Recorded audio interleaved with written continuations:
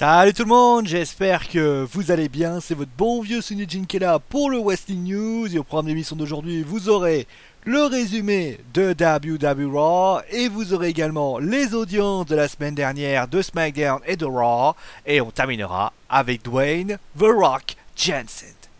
Mais débutons donc avec le résumé de WWE Raw, on fera bien sûr les audiences et le Rock après. Donc ça a commencé avec Goldberg, un Darman qui était là bien sûr, qui était là pour dire enfin qu'il sera champion à Fastlane. Kevin Owens, le champion universel, est venu.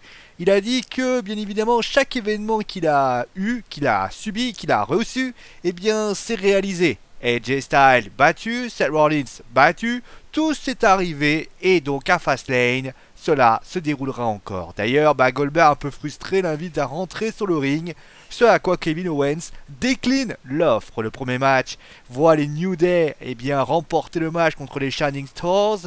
A noter d'ailleurs que les Shining Stars ont eu un remake de ce qu'ont fait les New Day par rapport aux Oscars. Du côté de la Cruiserweight Division, nous avons encore eu deux matchs. Akira Tozawa a battu Noam Dar et d'ailleurs il s'est fait attaquer par derrière par Brian Kendrick. D'ailleurs ça a été la leçon numéro 3 pour le japonais.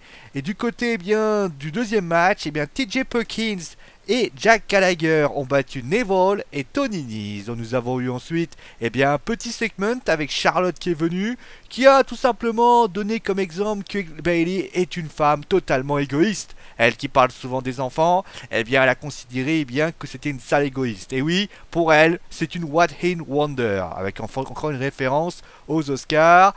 Bayley et Sasha arrivent, et d'ailleurs, les deux le sont d'accord, être une one-hit wonder, c'est le pied, mais la démonter, c'est encore plus le pied, et finalement le match est là. Le match, malheureusement, la victoire de Charlotte et de Nia Jax. D'ailleurs, je vous l'annonce, Nia Jax et Sasha Banks s'affronteront à Fastlane, avec une descente de la cuisse de Nia Jax sur Bayley. Et donc bien sûr ceci bien évidemment a été terminé par rapport à ce match. Du côté de Big Cass, il a décliné, il a battu Luke Gallows. Et Sheamus a battu donc grâce à un beat boots Titus O'Neil. Et donc maintenant place au moment le plus important, au moment le plus intéressant, au moment le plus critique. Est-ce que Seth Rollins sera à WrestleMania? Alors Corey Graves essaie de lui poser la question et c'est alors qu'il tâtonne. Et Triple H d'ailleurs vient. Triple H lui dit voilà qu'il a voulu en faire un joyau, qu'il a voulu en faire un grand moment de man, le futur de cette fédération, mais malheureusement aujourd'hui il n'en est plus que le passé.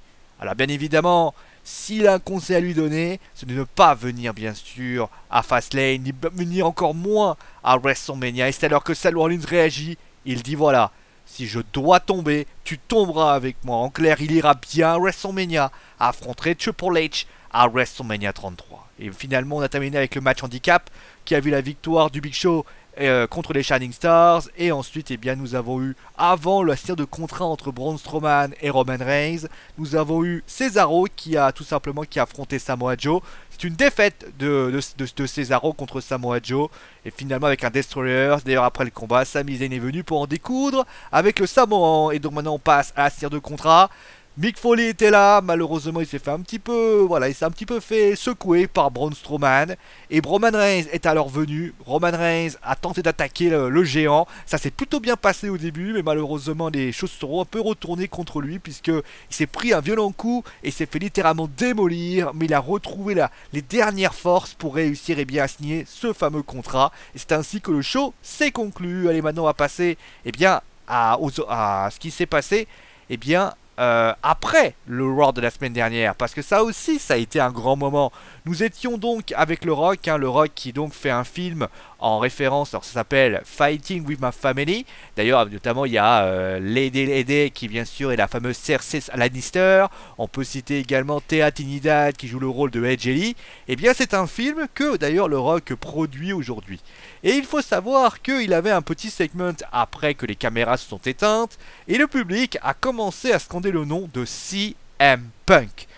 Le Rock, voulant un petit peu jouer avec la foule, a décidé tout simplement de tout bonnement d'appeler le Best in the World, le Straight Edge, et finalement cela a été très mal vu. On est tombé sur la répondeur, mais vous avez pu le remarquer, le segment, enfin pour ceux qui l'ont vu, le segment a été très rapide. La raison est simple, les officiels Vince et Hunter ont tout simplement ordonné au Rock de raccrocher rapidement et de mettre fin à ce segment de peur qu'il y ait tout simplement des petits problèmes par rapport au public, ce qui aurait été mauvais pour le business. Moi, mon point de vue est simple, c'est un peu comme Chris Benoit. Moins on parle de Punk, mieux on se porte, bien évidemment. Cela reste bien sûr l'avis de la WWE. Et maintenant, on va passer aux audiences. SmackDown vs Raw. Comme toujours, c'est Raw qui reste leader des deux shows, bien évidemment. Alors, on pourrait se poser cette grande question d'ailleurs, c'est avec un main event Big Show contre Strowman, est-ce que justement la WWE ne risquait pas de voir ses audiences s'effritrer? Et finalement, ce n'est pas le cas. L'épisode de Raw a fait plutôt un bon score d'ailleurs, 3,2 millions de téléspectateurs. Ça a commencé alors avec 3,25 millions de téléspectateurs pour monter à 3,26, pour s'écrouler à 3,1. C'est une baisse relativement modeste, il faut quand même le signaler. Et d'ailleurs, est-ce que c'est encore une fois, on appelle souvent un effet WrestleMania? Ça, on peut en parler parce que également à SmackDown, ça a plutôt bien monté puisque la hausse est légère, 2,7 millions avec une hausse de 6,3%. Et d'ailleurs, encore une fois, ça confirme ce qu'on disait de la semaine dernière. Le show de SmackDown est relativement stable et apporte vraiment son lot. Et Raw finalement commence peut-être à retrouver sa flamme. Et peut-être qu'on allons nous voir des bonnes audiences à quelques semaines de WrestleMania. Voilà, c'est la fin du Wrestling News. J'espère que l'émission vous a plu. Demain au programme, on fera le résumé de SmackDown. Et on terminera avec la resplendissante Sasha Banks. Elle fait des gros bisous et je vous dis à demain.